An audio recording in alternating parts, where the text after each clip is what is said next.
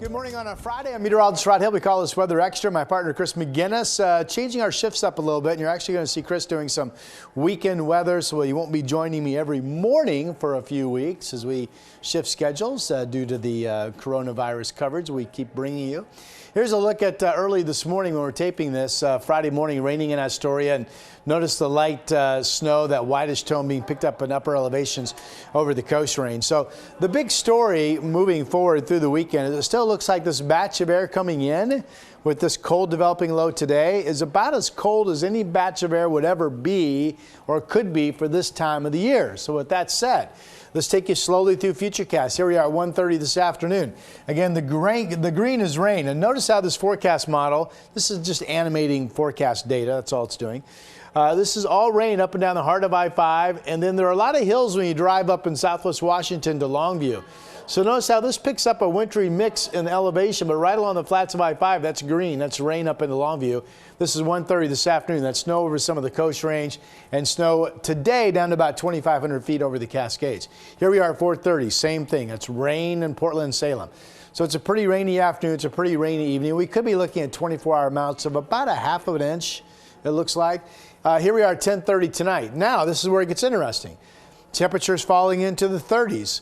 Futurecast models picking up mostly snow showers in Washington County out Highway 26 and even over parts of I-5 on the way to Longview, but mostly still rain in downtown Portland and down into Salem.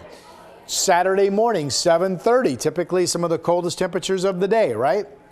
This will pick up the mix of snow showers in the air over downtown Portland, but then in green, kind of a mix. So typically when we see this, ground temperatures are anywhere from 33 to 36, 37 degrees, but what's coming down in the air is a mix of kind of an icy mix of grapple, which is snowflakes and raindrops frozen together, or snow showers. Here we are at 1:30 in the afternoon. Now daytime heating has warmed up. So if you would get some light coverage of snow overnight tonight on the ground into early tomorrow morning, it would quickly melt during the day as temperatures warm back up to 40 or better. And then notice at 10:30 tomorrow evening, the moisture chance really disappears. And for the most part, Sunday does appear to be dry. So just some headlines. Friday evening, wintry shower mix, what I just showed you on Futurecast. Saturday morning, temps near 32 or above, possible areas of snow. We think snow is likely for maybe not at all hills at 1,000 feet, but there will be some elevation at 1,000 feet, accumulate some snow overnight, and then they're quickly becoming dry Saturday night into Sunday. 46 today, near freezing in the morning, 44 in the afternoon.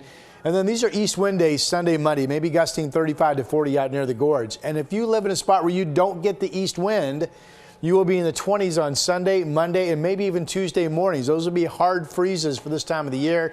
Otherwise, we go dry until a second low pressure system approaches next Thursday.